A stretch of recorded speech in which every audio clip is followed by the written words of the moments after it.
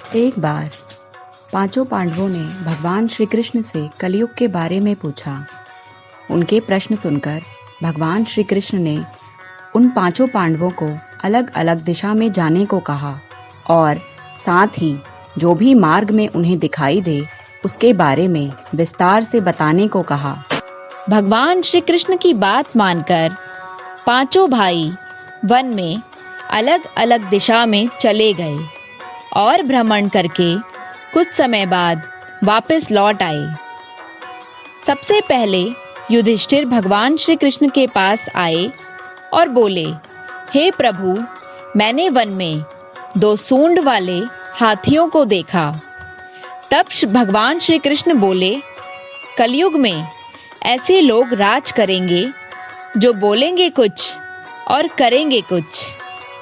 फिर भगवान श्री कृष्ण के पास भीम आए और उन्होंने कहा, हे प्रभु, मैंने गाय को अपने बछड़ों को चाटते हुए देखा, जिसकी वजह से बछड़े को खून निकल आया। तब श्री कृष्ण ने कहा, कलयुग में बालकों के लिए माता ही बालकों का विकास रोक देंगी। उदाहरण के तौर पे अगर किसी का बेटा साधु बनेगा तो लोग दर्शन करके आशीर्वाद लेने आएंगे, और अगर स्वयं का बेटा साधु बनेगा तो माँ बाप उसे रोक देंगे। अपनी ममता के कारण उसे मोह माया और परिवार में बांधकर ही रखेंगे। अब भगवान श्री कृष्ण के पास अर्जुन आए और उन्होंने कहा, प्रभु, मैंने एक पंछी को देखा। उसके पंखों पर वेद के शब्द लिखे हुए थे और वह पंछी मांस का सेवन कर रहा था। तब श्री कृष्ण बोले, कलयुग में ऐसे लोग होंगे जिन्हें विद्वान तो कहा जाएगा, लेकिन उनकी नजर पराये धन पर होगी।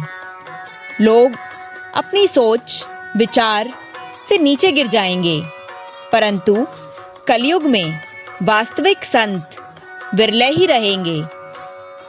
अब भगवान श्री कृष्ण के पास नकुल आए और उन्होंने कहा, हे प्रभु, मैंने एक भारी चट्टान को पर्वत से गिरते हुए देखा।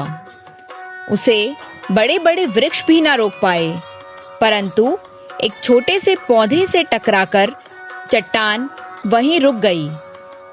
तब श्री कृष्ण बोले, कलयुग में मनुष्य का पतन होगा और इस पतन को धन या सत्ता के वृक्ष नहीं रोक पाएंगे, परंतु छोटा सा एक हरि नाम मनुष्य के जीवन को नष्ट होने से बचा सकता है।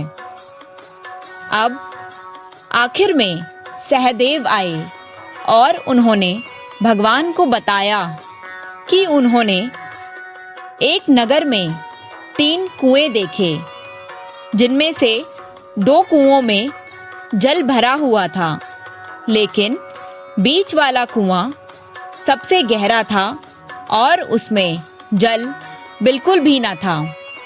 तब श्री कृष्ण बोले, कलयुग में धनी लोग छोटे बड़े उत्सवों में अपनी आय से ज्यादा धन खर्च कर देंगे, परंतु पड़ोस में अगर कोई भूखा प्यासा होगा तो उसे रोटी नहीं खिला सकेंगे।